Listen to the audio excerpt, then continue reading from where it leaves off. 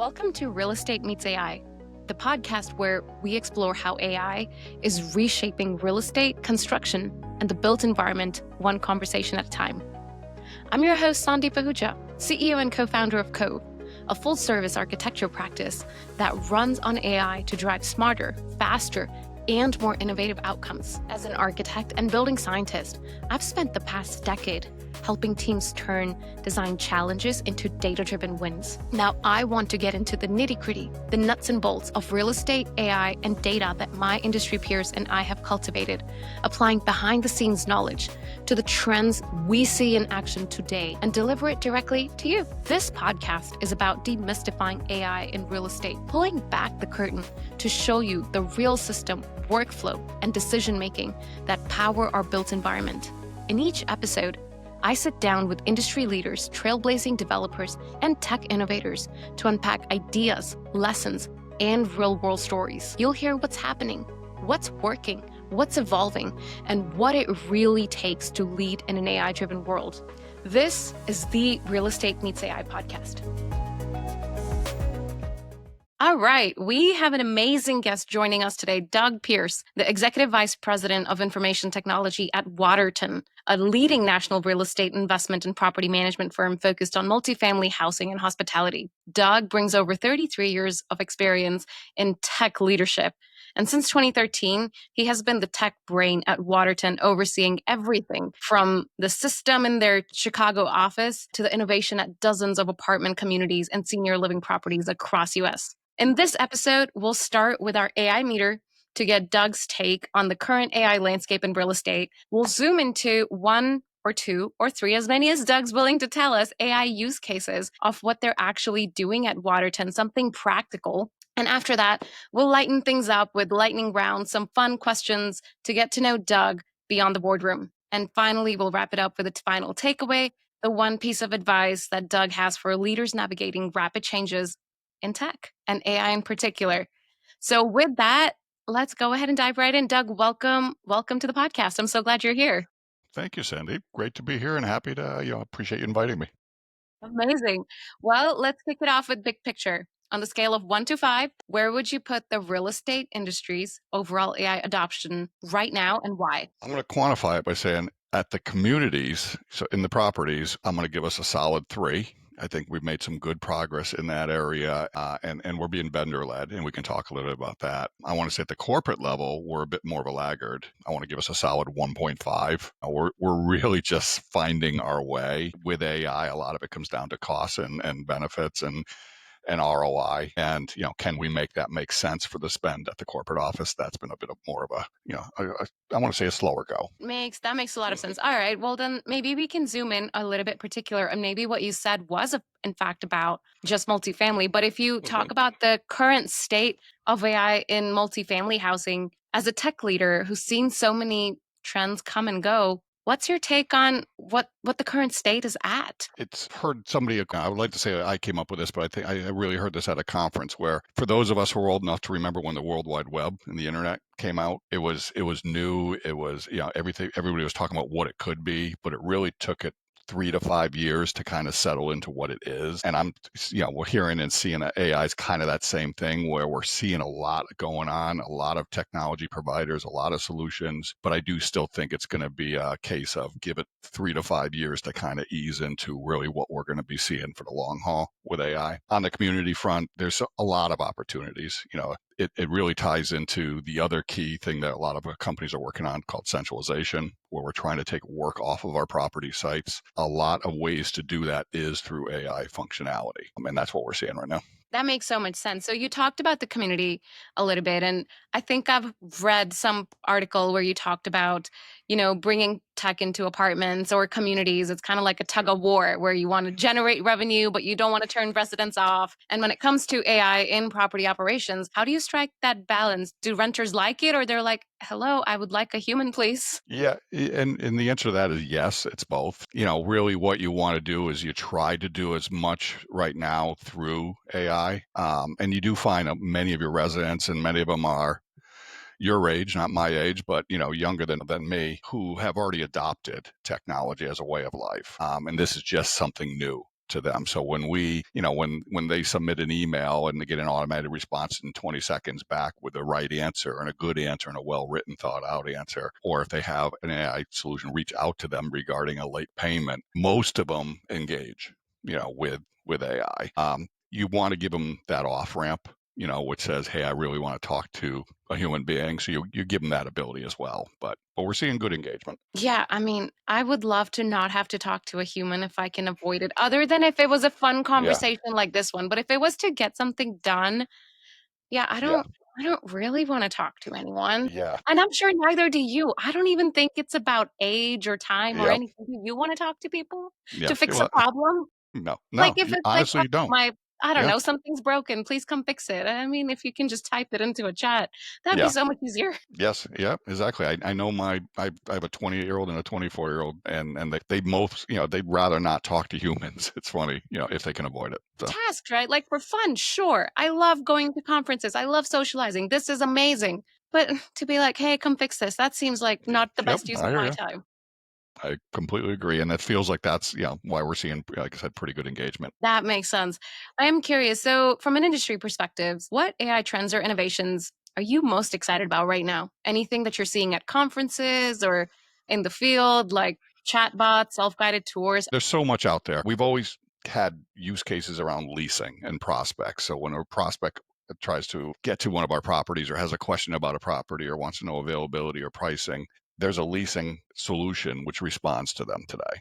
And that's been the case probably for, I want to say, good 3 years. So it's not, I wouldn't call it new, but it was new at one point, but now it's a bit more mature, and that's always exciting. Now we're seeing that functionality extend to resident support. We're seeing it extend to maintenance, like you were talking about. I have a problem, how can I address it? I'd love to see it, and it's there, and it's really just, as we'll talk about, taking, I call it baby steps, but a good pace in addressing these, where we've got a relatively robust data warehouse, and I'd really like to layer AI functionality on top of it in order to interpret the data and call out trends and call out issues, things that we have human beings doing today and analysts doing today. But if AI can do it in a minute and a half, where a human takes much longer, that's exciting. What I basically pull out is that, yes, there's a lot of early success, but also there's infrastructure where you all are set up for success by collecting all the data that you needed that you can now leverage. Yeah. Yeah. Data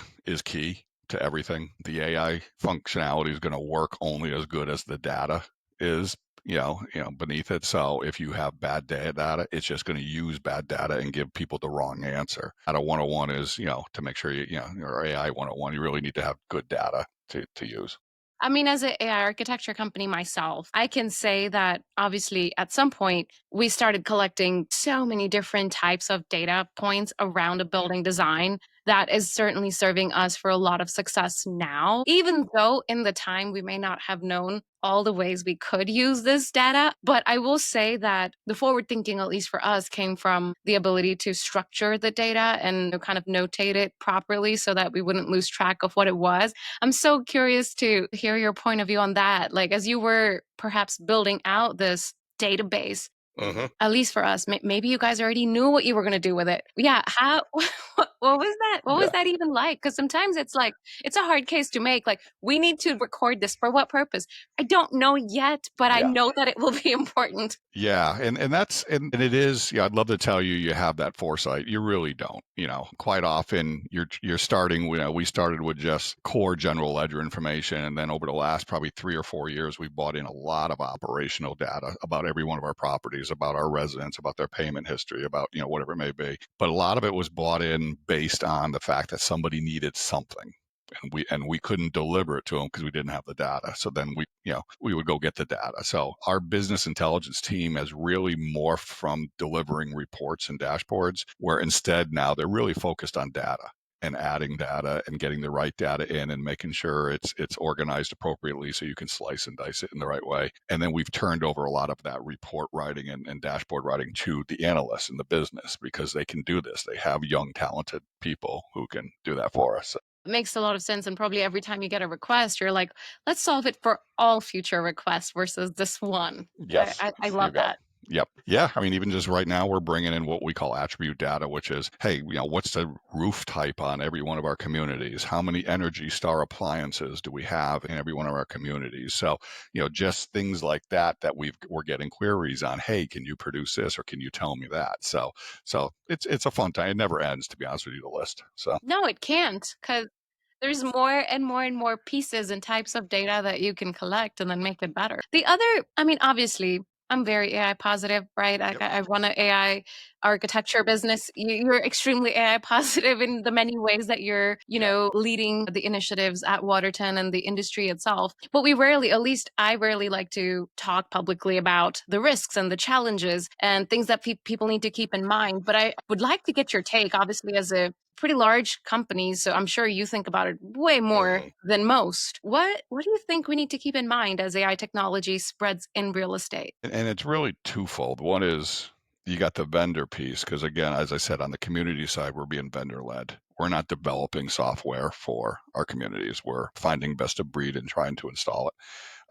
So you got to do your due diligence on them, and a lot of it is trust. We do a whole vendor due diligence questionnaire that we go through and ask a lot of questions. And just, I want to say in the last 12 to 18 months, we added a lot of AI oriented questions to that questionnaire. What are you doing with the information? What are you doing with the Waterton information? Is it making its way into a public domain anyway through AI vehicles, et cetera? So you do your best you can there from a due diligence standpoint. On the corporate side, it's a bit different that you have more control over. And a lot of it is around, I can only put into an AI solution what I have access to. So at the end of the day, I can't get to some sensitive information at Waterton because I don't have access to that sensitive information at Waterton. So, so if twofold, you got to make sure that your security is set up and people only have access to the right things they should have access to. And then B, a lot of it's employee education now, and we're actually pushing out policies on AI best uses or the usage policy at Waterton. People have to sign it. We're physically sign the document that that is happening. So it's an evolution, and we're moving quickly, but the whole industry is moving, having to move quickly here to keep up. Yeah, that to me very much like, and again, all of the things that you described are things that I care about so deeply. And it really does bring me back to, the example that you set up first with the World Wide Web. Like, we're probably on year one of a 3 to 5 year crazy, massive, insane journey. And at the end of third or fourth year, we might be like, can you believe that's what we did in You 2025? got Can it. you believe Exactly. that? Yep, exactly. We were kidding ourselves. We thought we knew what we were talking about. Well, switching gears a little bit. So let's talk about Waterton. You guys obviously have a reputation for being innovative adopters of tech. Can you share one real example of AI in action, of something that you're proud of, excited about, you think is so cool, you're so glad that it happened? Yeah, and it's really something, it's a good question. And I'm going to try to probably jam two answers into your one question because there's two of them I like. Both of them are vendor solutions that we've recently implemented. We've centralized our back office. So that means that all of our accounts receivable, accounts payable, and renewal functionality is now in a small core group of people at Waterton or being handled by that group. We added an AI solution onto their toolbox, which now means that if somebody is late with their payment after X amount of days, the AI solution is going to reach out to them in a very polite way. And I think we start with SMS and email. And if we don't hear anything back, we follow up with phone calls. And it's all AI reaching out to them. Same thing on the renewal side. If you're renewing your lease and it's 30 days out, 60 days out, whatever it may be, the AI solution is going to reach out to you with what our offers are, and if you respond by X date, you save X amount of money, so on and so forth. Number one, it's time savings. We held off on adding 3 or 4 bodies to this team because we wanted to test this functionality. Mhm. So we ended up saying this solution is good enough where we don't now need to add 3 or 4 bodies. Not only did it save us, payroll numbers, the response overall was better. We were collecting at a higher rate on the revenue side, and our renewal timelines shrunk where we were getting information on our renewals quicker than we were in the past. That's one area very excited about. We've been piloting it at about a dozen communities, and now we've made the commitment that we're going to roll it out across the portfolio. The other aspect is on the maintenance side, and this is more of a newer one where we've stood something up in about 4 communities right now. But the whole idea is kind of what you were talking about or alluding to earlier. You don't want to talk to a human if you can avoid it. So if you raise the fact that you have a ticket, yet your garbage disposal is jammed. Now we have an AI solution, which is very human-like, that will respond to you and say, hey, first thing it's going to do is say, can it walk you through a solution? Is there low-hanging fruit there that we can take off of our own service team's plate so they don't have to send somebody out? So it can walk you through the steps to unjam your garbage disposal. If it can, great. If it can't, then it helps creates the ticket, sets an appointment up for you. That's, does 10 o'clock tomorrow work for you to have somebody come in? If you're not going to be there, can we have access to your unit to go in and fix it? So all that now is being automated through some nice workflows, et cetera. It's only in 4 properties, but I'm excited about that one to see where that one That's goes a well. really cool one. Also, what human wants to do that chat? Because it's probably so mind-numbingly boring to be like, great, shall I book you an appointment? It sounds Yeah. like the And that's computer ought to do this. exactly. So even if we can't fix it, if we can take 10% of the tickets off the top, that's great. But Yeah. and even if they can't fix it, exactly what you said, can we just streamline and automate that workflow so it's easier on our end and it's cleaner for the resident as well? Yeah, and the folks that are on the team are doing more exciting, interesting jobs. That does sound like a win-win. And that's certainly what I appreciate the most about AI is that it can create these win-win scenarios where all people are winning. The business is winning because you're hopefully either spending less or making more revenue because you're collecting more or renewing better or whatever. It Yep. sounds like Yep. the employees are happy because they're not having to do tasks that truly a computer ought to do so they can apply their creativity to the things that matter and customers are happy because it's their challenges are taken care of right away. Yep. Exactly. So that's it. And you're right. It's hard to find solutions like that. Some solutions maybe do one of those, not all 3 of them. Well, let's talk about the fun part. Implementation and change management. The things that are so fun. For probably company the size of Waterton. What did that look like? How did you even go from, ooh, this is a cool tech? Maybe you heard about it somewhere. Maybe someone came and pitched it to you. I don't know. But how did you go from, this is interesting to, okay, now we've piloted it. Now we're going to do it? Yeah, and part of it was just, just like we always do with every vendor, we start off with some initial conversations and demonstrations, and sometimes if they've already implemented this with some of our peers, I'll reach out to those peers and see what their results have been, and how's it gone for them overall. So I would say a lot of it is just, I want to call it business as usual there, but the approach is the same as any software solution. It helped that we were centralized in that the in-house team, instead of having to train 90 or 100 community managers on this solution, we were able to train our 25-person centralized team to do it. They became very engaged, and when we talked about should we keep it or not, they were wholly on board. Please keep it. At the end of the day, it's really, they saw it as a big benefit to them. And then at the end of the day too, we communicated to the residents as well that we are using AI functionality now as part of our communication and such, and just give them a heads up more than anything. So that way people aren't surprised by that. It sounds like just clear, open, honest, like transparent Yeah. I communication. mean, it sounds easy coming out of my mouth. It's never goes It that really smoothly, does. but No, of yeah. course not. Of course not. Yeah. And especially for like the folks that are your customers, I would imagine, because I know y'all are known and have been big on residential hospitality aspect. I've Yep. heard the word resitality Yes. being thrown Resitality. around where You got it. Yep. hospitality level service for residential living. So I would imagine that folks already expect a layer above of like service and how they're treated and how they're spoken to.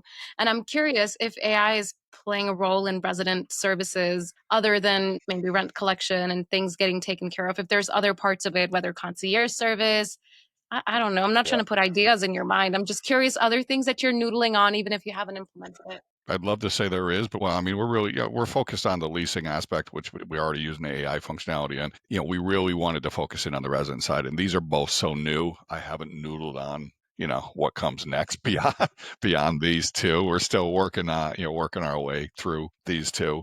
But I want to say the one thing that was noticeable too is that our on-site teams noticed a distinct change in how many people were coming to the office now for simple things. They saw the traffic go down over time. So, and I thought that was a really interesting piece of feedback, that this has gone so well that people don't have to now chase down somebody in the office to get an answer on something.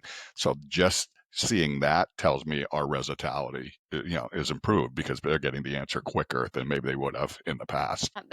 Plus, if the renewal rates are going up and everything's getting collected, the numbers kind of speak for themselves. I'm a big believer in that. Yeah, and as I said, the fact that you can affect both sides of the house, i.e., lessen your expenses and increase your revenue at the same time. Yeah, the numbers kind of speak for themselves. Yeah, exactly. Those are easy wins. That makes sense. All right. Well, let's move to the lightning round.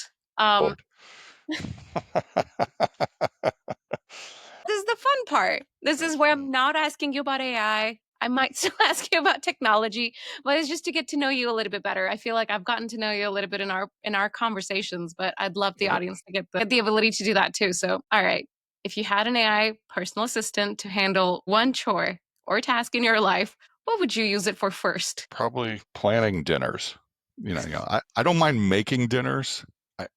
It's the planning of what are we having tonight? What do we do? Yeah, it's an every day my wife and I have this conversation. What do you want for dinner? I don't know. What do you want? Then we end up finding out what do we have in the fridge that we can use. So if I had some AI solution that could be in my fridge and tell me based on what I'm seeing in this refrigerator, you can make this for Play dinner. me dinner.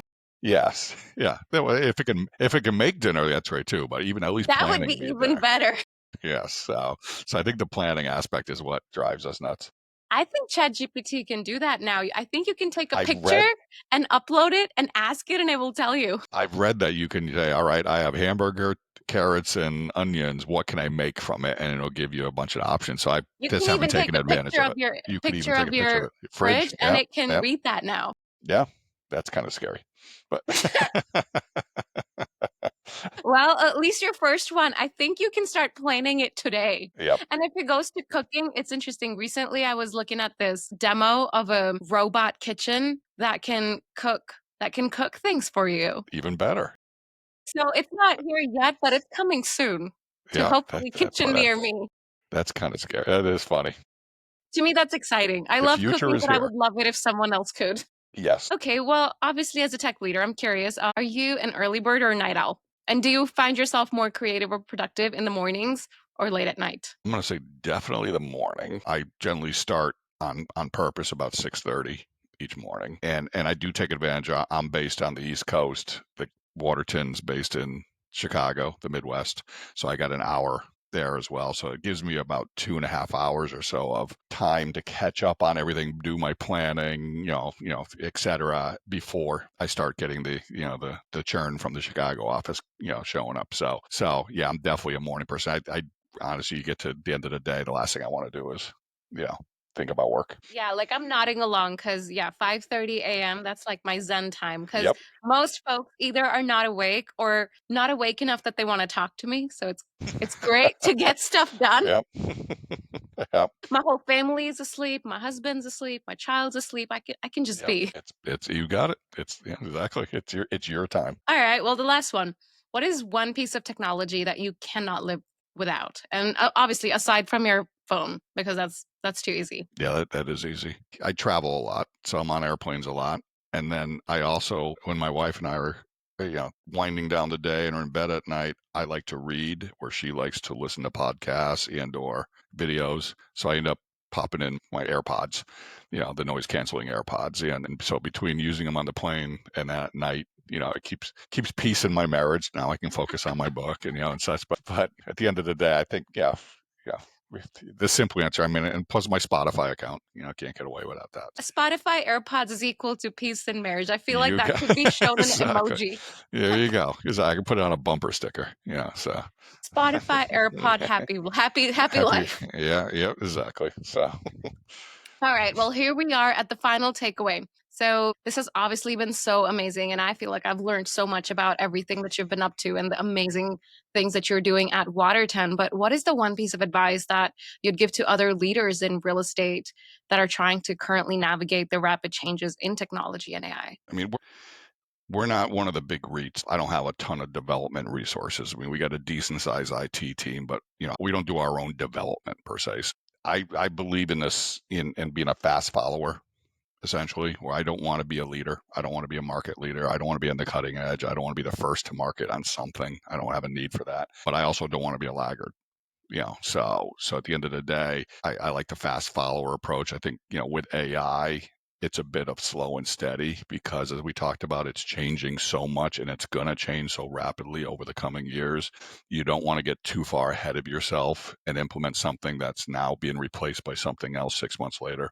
So you got to kind of feel your way through it. And again, I think it's clear at the community side because, again, the vendors are doing a good job there. It's a bit murkier on the corporate side of what's the right pace to take here and how do we protect our data as well as make the appropriate changes to really take advantage of agents and AI functionality. So long-winded answer, but slow and steady, but go forward. Don't be afraid of it. I love that. I love that. Well, that is everything that I had.